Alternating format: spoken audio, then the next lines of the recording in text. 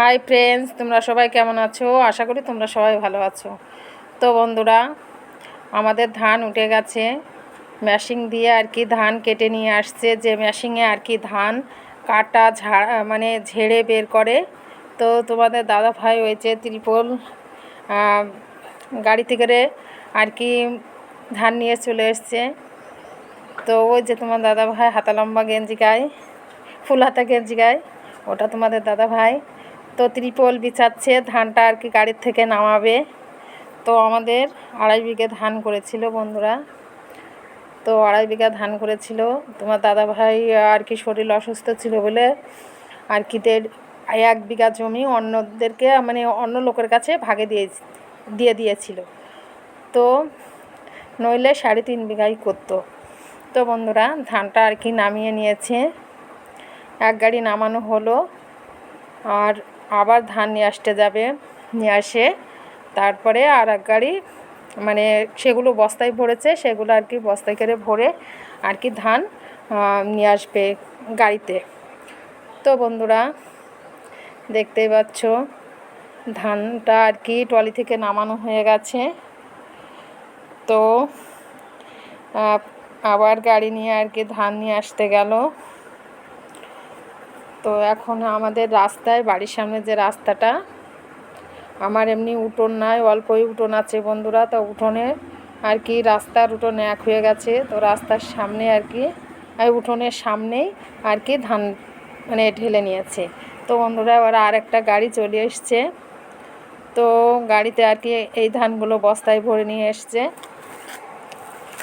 তো এগুলো বস্তার ধান। তো বস্তার ধানগুলো আর কি নামিয়ে নেবে।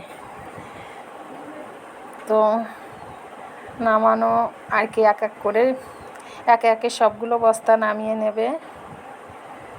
তো বন্ধুরা, আর ধানগুলো আর কি নামিয়ে নিচ্ছে। তো আমার ছেলে দেখতে পাচ্ছ বন্ধুরা, ওই যে রেড কালারের আর কি গেঞ্জি গায়ে, ওই যে মেরুন কালারের প্যান্ট আর রেড কালারের গেঞ্জি গায়ে। তো ওখানে পিলারে কোণে দাঁড়িয়ে আর কি ধান দেখছে। আর ওটা আমার ছোটো দেওরের ছেলে, ইয়েলো কালারের গেঞ্জি গায়ে। আর তোমাদের দাদা ভাই ট্রলির উপরে আছে, ধানের বস্তা নামাচ্ছে। তো বন্ধুরা, ধান প্রায় কিছুটা নামানো হয়ে গেছে।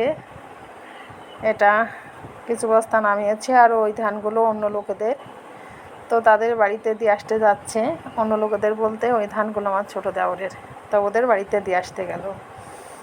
তো এবার বন্ধুরা, ধানগুলো সব আর কি রাস্তার সামনে আর কি নেড়ে দেওয়া হয়েছে, যেহেতু ধানগুলো কাঁচা রয়েছে। তো এই ধানগুলো আর কি শুকানো হচ্ছে, শুকিয়ে নিয়েছে আর বিকালও হয়ে গেছে। এবার ধানগুলো তোলার পালা, মানে ধানগুলো আবার গুছিয়ে এক জায়গায় করে রেখে দেবে। 3 দিন মতন রোদ্দুরে দিয়ে শুকাতে হবে। তো ধানগুলো শুকানো হয়েছে, নিচেই রয়েছে রাস্তায়, আর কিছু ধান ছাদেও দেওয়া হয়েছে বন্ধুরা। তো এটা রাস্তার ধান, এগুলো পুরো রাস্তায় প্রায় মেলানো মানে বিছিয়ে দেওয়া হয়েছে। তো এবার ছাদে চলে আসলাম বন্ধুরা।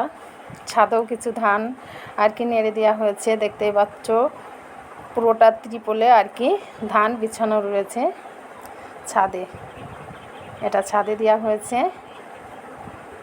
তো ছাদের ধানগুলো দেখিয়ে দিলাম বন্ধুরা তোমাদেরকে।